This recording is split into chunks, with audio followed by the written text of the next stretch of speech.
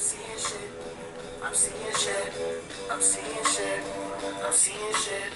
I'm seeing shit. Good evening, everyone.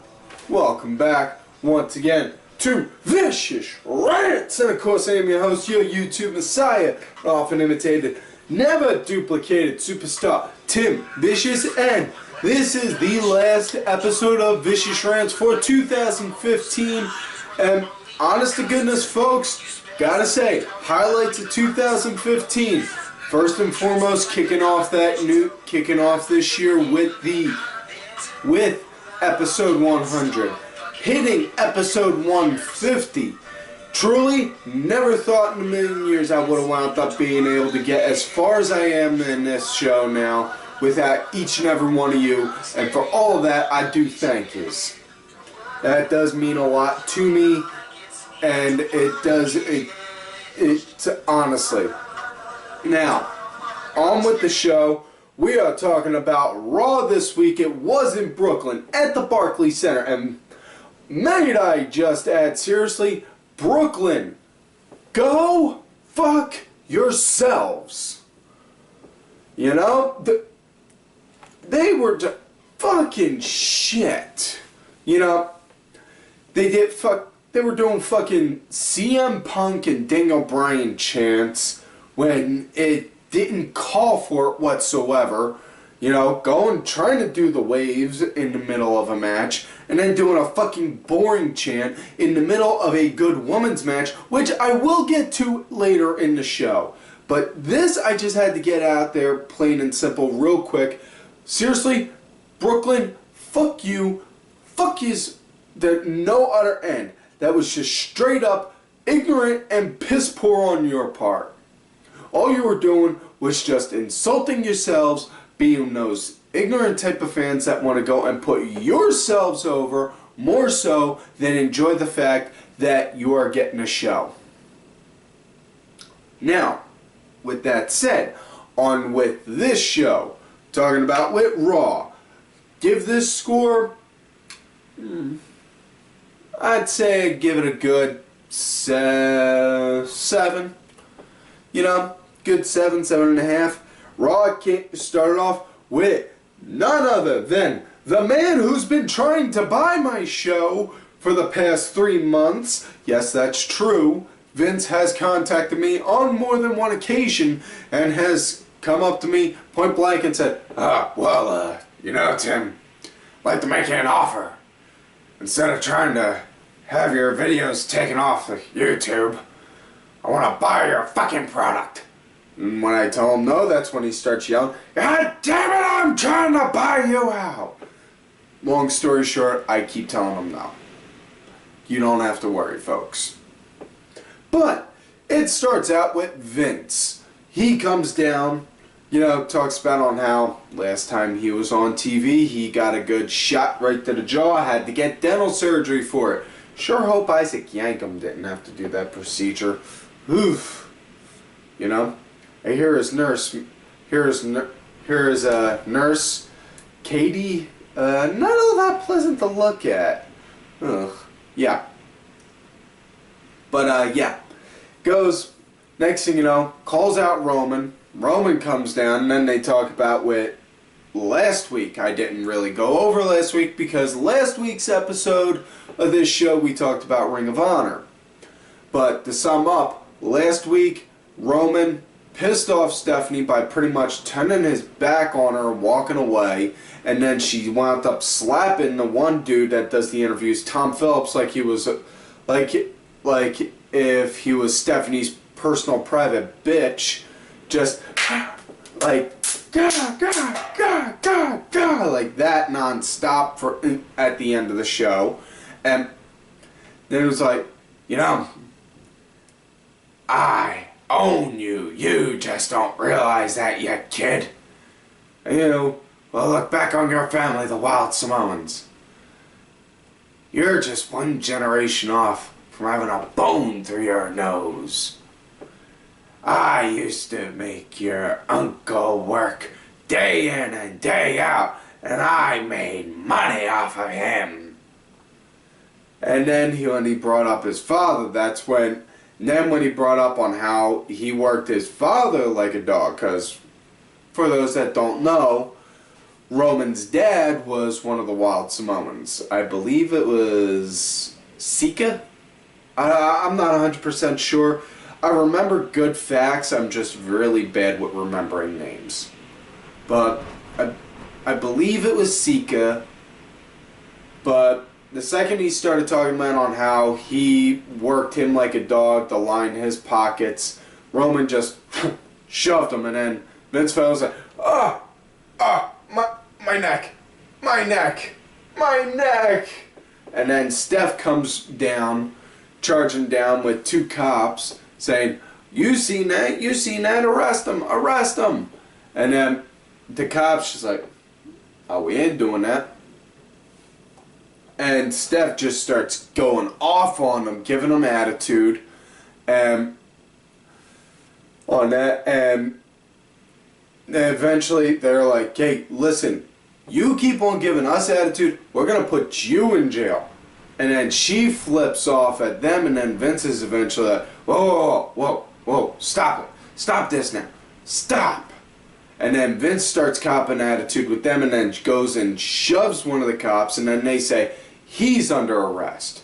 So Vince wound up getting put under arrest. And in another note, new show on WWE Network, Breaking Ground Behind Bars, the Vince McMahon story, where Vince wound up proving that just because he's 70 years old doesn't mean he can't be the toughest son of a bitch in prison. He wound up running 3 gangs and 2 drug cartels in there. Okay, maybe he didn't. I'm just thinking of what kind of shows would be cool on the network, but act like you couldn't imagine that happening. Yeah. Anyways, Vince gets arrested and taken off, and now we move forward to the first match of the night. If you could call it a match. Kevin Owens versus Neville. It was a 20-second match. That's really all it was. Not even kidding, folks. It was roughly about a 20 to 30-second match. Bell rang. Owens went to go for a hit. He missed. Neville, boom, got him with a shot to take the wind out of him. Went to go up for the red arrow. Owens hit the ropes, pulled him down, went to go throw him against the ropes for a pop-up. And then next thing you know, Neville just winds up getting a quick roll-up, got the 1, 2, 3, and then that was it. Yeah, seriously, like, but fuck? What? What the fuck? And then next thing you know, Owens just straight up snaps and goes and just dismantles Neville like you wouldn't believe. You know, beats the shit out of him, picks him up, throws him into the ring post, hits him right in the ding-ding, and then throws him down. And yes, I did say ding-ding, just like Steve Corino. Don't judge me, damn it. And when they come back from commercial, you see Neville, he's slowly hobbling out. And then Owens just clothesline. And I mean, dude, he got him with so much clothesline. Neville just did like serious rolls through the air. He did like 2 or 3 rolls in the air before he hit the ground. And then just as Owens was about to set up to go and give Neville the neck-breaking powerbomb, excuse me, Ambrose came out, and then they started to brawl, and then Owens walked away. So yeah. Next matchup after that, it was Sasha Banks versus Becky Lynch, and this was the match that I brought up at the beginning talking about with the boring chants, because seriously, this was far from fucking boring, and this was proof positive that sometimes having shows in big name towns is literally a double-edged sword, because you will wind up excuse me, sorry, it's that time of year for me, folks. Wintertime, throat gets all fucked up. You have the shows in the big name towns, and you get a handful of like those Smarky McSmarkertons and they just ruin the whole thing because they'll start up a chant and then next thing you know, other people will go and do it, that even if they don't believe in the chant. And yeah. But anyways, Sasha came out first, caught some good heat from the crowd, talking about on how, you know, hey, yeah, this is New York, great and all. You guys got great teams, but nothing like the Patriots. You know, doing that kind of shit because she's from Boston and all. Okay. And anyways, yeah. Sorry, head skip. Talking faster than I'm thinking. That's the problem I got right now. Okay. Anyways, as far as what the match goes, it was beautiful. It was probably the best women's match I've seen on Raw in a good while. And I mean a one-on-one match. Not talking like no tag or stipulation match. Just a regular, hey, you versus me kind of match. That was it. And this was really good. Excuse me. This was really good. Absolutely loved it. You know, it was great ring work by both ladies. You know, I loved seeing when Becky did that dragon screw light whip, but freaking Cole would just, oh, and a takedown. Dude, seriously? Emphasize a move once in a while, you know? Or even if you're not going to name the moves like Joey Styles would, do like Striker and, oh, and that was an impressive takedown, and you know, just lead people into thinking, wow, hey, that was a good move. Wonder what that's called. You know, something like that. Yeah, it had a, like I said, this was probably the best women's match on Raw in a while. This had more of an NXT special kind of a feel for a match, if you understand my meaning. You know, it's just both ladies were, it's like both ladies just walked out there like, you know what, this is the last one for 2015. Let's go out there, kick some ass. Make them boys jealous of us. And, but yeah, match wound up coming to an end when Sasha, she went to go hit the bank statement. Becky wound up countering into, and went to go for the disarmor, which case Sasha then rolled her body over to go and did a quick roll-up, which case, when she did that roll-up also, wound up seeing a small little bit of a sneak peek of what what type of undies Becky wore. Ugh. Whew. That's all I'm going to leave it at, fellas. But yeah, Sasha wound up getting the win with that roll-up. You know, it's obviously Sasha's group bad, wound up running some interference also, but you know, it is what it is, and really it's just gotta hold out and wait until they eventually say, okay, we're done with them. Next matchup, they had Kofi Kingston versus Kalisto. And right from the start with the New Day promo, talking about on how in that very building was where their trombone debuted. And on how they asked, do you want us to give a new trombone song? Wait, what's that, Francesca? No? Oh, okay, no, we're not gonna, because you didn't vote for us. Talking about on how, and saying it's the fans' fault that New Day didn't win Tag Team of the Year because they voted for the Usos and the Lucha Dragons, and that's the truth. Because honestly, New Day was probably by far the best team on the main roster for 2015.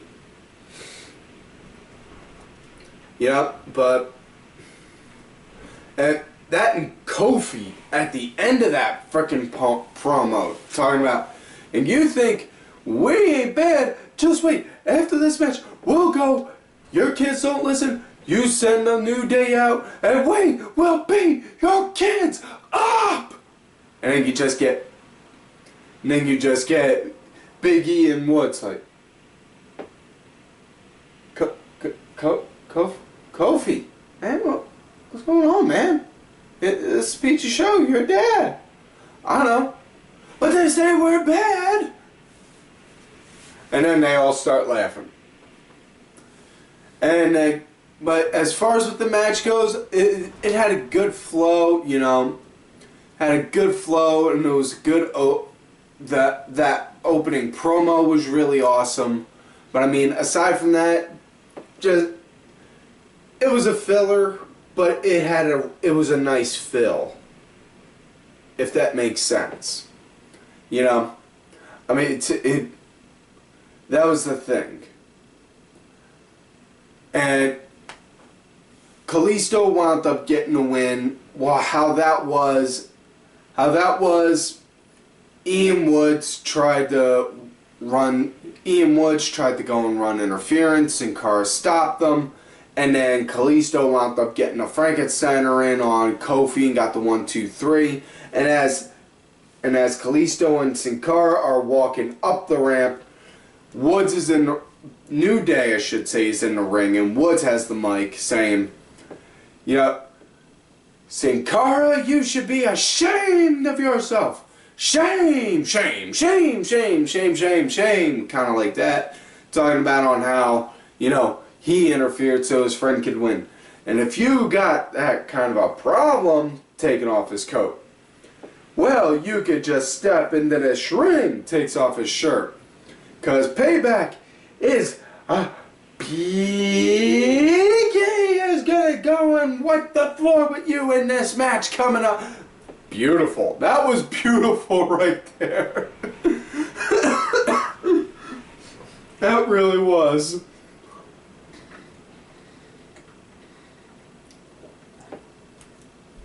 Yeah, and as far as what Big E versus Sin Cara goes, it was a good match, and I tip my hat to Sin Cara on this one because with this match, yep, didn't wind up finding out until later on in the show itself that Sin Cara, he wound up dislocating his shoulder.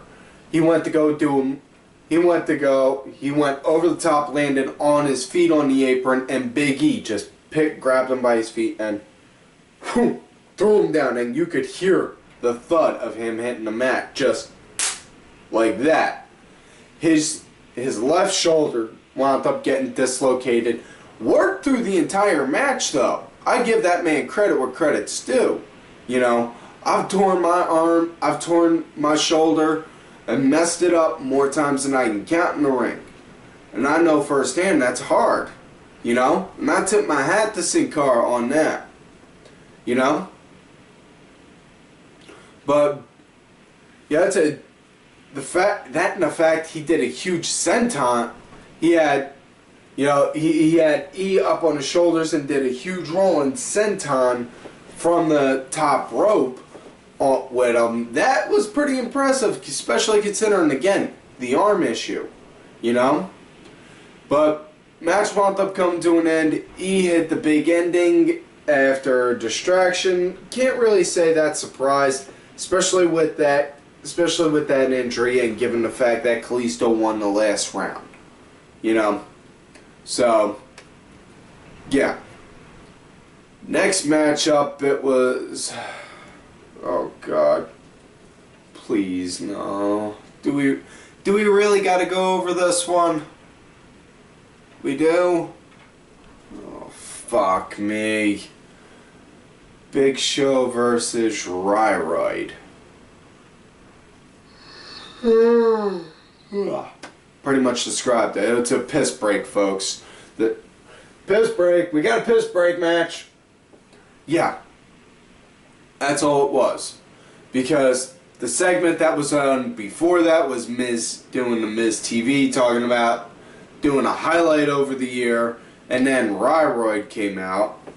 And just as Ryback was about to go and try and take over, out came Goldie, and then out came Ryder, and then out came R-Truth. And give Truth credit where credit's due. When he goes and runs a promo, whether it's a good segment or bad segment, the man works his spot with zero problem. You know, doing the I should have won a Superstar Slammy of the Year. Truth, the Slammies were last week. They were? You won a Slammy last week. I did! Oh yeah, this one's on me. My bad. And then next thing you know, out comes Show, takes down everyone except Ryback, who's just sitting in the corner like, yeah. Yeah, seriously, fuck him still. And then they proceed with this match, and this was really just a piss break because you know, Ryback wound up winning because Big Show just looked like, fuck this, and walked off and did a count and took the count out. Now I should note also, I'm sorry I didn't mention it when I was going over that promo, that segment when that Show announced himself as entry number 1 for the Royal Rumble. So, thankfully, we shouldn't see him in the Rumble that long. Anyways, next matchup, Usos and Dean Ambrose versus the League of Nations. Now, also going to mention now, I am no longer going to be referring to the Usos as Uso 1 and Uso 2. Instead, they shall now be referred to as Red Uso and Blue Uso, as well as varying colors, whatever ones. Excuse me. Whatever ones varying colors are underneath the shorts that they wear. But yeah. As far as what this match goes, you know, it started out, you know, it started out real even, believe it or not, which that's good. Don't want to start out with one side being overly dominant than the other because then it kind of gives it away. And you know, like that, but I'm trying to think on how to say this without trying to sound insultive. So please just, you want to have it be even up until like a good halfway through the match, so that way the fans don't wind up saying, oh well you could see that they're gonna obviously win because, you know, they're getting this done to them or that, or they're doing that. Dude, seriously? Hate those kind of fucking people. But yeah, that and the Red Uso wound up hurting his knee, so once again went back to the ow mindset that they tend to keep on having, which, seriously, which is another reason on why they've never struck a chord for me or hit or bounced on my radar. You know? Yeah, that's it. That and anyone else notice that Wade Barrett was never once tagged in on this match? Now I know Barrett, rumors are Barrett's out on medical leave, but if that is the case, excuse me, sorry, it's been a long day. Yeah, been a long day here at the Vicious Studios getting things ready for tonight. But just say, it's noticed he wasn't tagged in at all once during the match. You know, even if he was just like tagged in, threw out a couple punches, an elbow, and then threw them in the corner and then just tagged back out, quick tag in and out, I think that would have worked good for him. But they didn't have him in there at all, period. He didn't even really have him throw a punch. He did like, somebody's in the corner, go and kick them kind of thing, but other than that, he just stayed outside the ring the whole time, you know, and ran distraction. You know, so it was really kind of, it was more so a 2-on-3 handicap. But anyways, how the match wound up coming to an end, League of Nations wound up winning. Sheamus hit the bro kick and got the 1-2-3, so they won. Now, after the match, though, it should be noted that Usos were down and beaten pretty bad. Not just Red Uso, but Blue Uso also, because he got slammed shoulder first into the ring post. And then Ambrose is just down, beaten up like, fuck, we lost. And then Owens appeared right out of nowhere, proceeded to beat the shit out of Dean Ambrose, and then give him a powerbomb through the announce table, and the table pretty much freaking imploded in the process. You know? So, hopefully, looks like we're going to be getting definitely at the Royal Rumble is Dean Ambrose versus Kevin Owens. Now, main event time. Final match of the show. John Cena making his return to TV versus Alberto Del Rio for the United States title.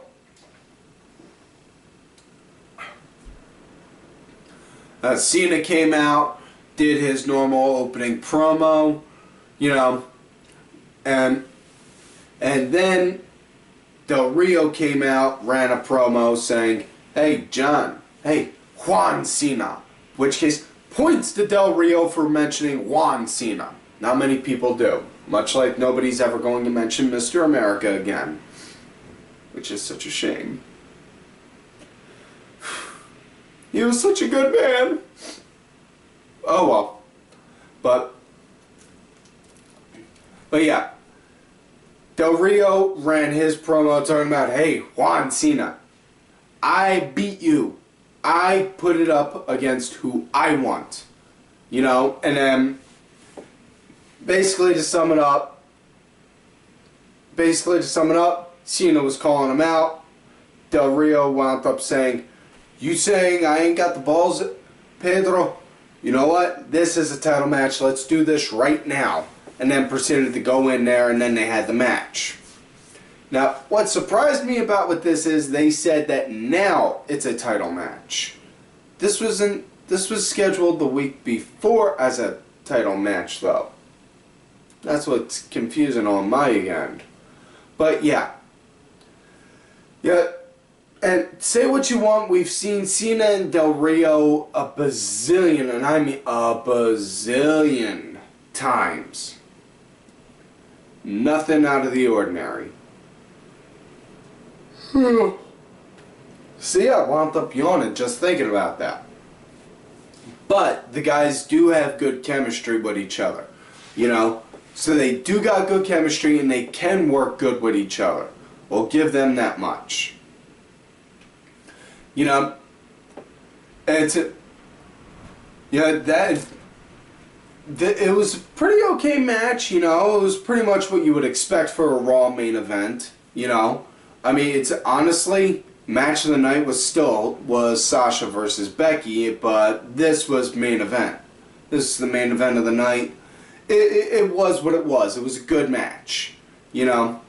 Ref wound up taking a shot, and then Rusev and Sheamus ran interference down there, you know. And again, with the Barrett thing, you know, they could have had Cena outside, and then Barrett just, boom, just a quick bull hammer, something like that. But, yeah, oh well. Anyways, Sheamus and Rusev wound up getting shots in. Next thing you know, Del Rio went to go for the pin. 1, 2. What a surprise kick out. And then as the match went on, Cena wound up getting his second wind and then proceeded to hit the AA. And just as he was about to get the 3, Rusev and Sheamus jumped back in the ring, wound up causing a DQ. So Cena won by DQ, and Del Rio is still champ. So, as they're doing that, as they're proceeding to kick the living shit out of Cena, down come... Excuse me. Sorry about this, folks. Really. Ugh. As they're proceeding to kick the shit out of Cena, down come the Usos, hobbling, literally, limping and hobbling down, getting and then proceed to get the crap kicked out of him, and then Roman just bolts down like a bat out of hell, spears Rusev, and then just goes and eyes up Sheamus like, don't. Because Sheamus was getting ready to come in with a chair. And then just as Sheamus gets in the ring, Roman, wham, Superman punch, grabs the chair, throws a couple cracks on him, and then Sheamus walks off. And as Sheamus is going up the ramp, Vince is back because Vince made bail earlier during the show, returned and said, well, first off, I want you all to know I'm going to be suing the city of New York. And if I could, I'd sue each and every one of you. Oh, Roman, I told you there'd be a price to pay. And you know what it is? You're going to be bent over, and you're going to wind up getting rammed good, son. Oh, wait, no, that's not what he said. He wound up saying that he was going to put the title on the line next week against Sheamus, and Vince himself is going to be the special guest referee. So, yeah.